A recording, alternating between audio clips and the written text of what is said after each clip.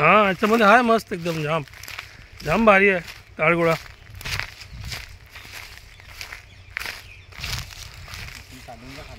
अरे हां चढायला हे चढू शकतो याच्यामध्ये चढू शकतो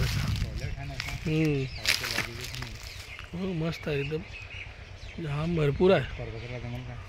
प्रभाकरला जमेल हां प्रभाकरला जमेल. हे प्रभा हे आपला हे कुठे आहे फणसचा कुठे आहे फणसचा तिकडे ते बघू चल कुठे आहे लांब आहे असं बघायचं फक्त.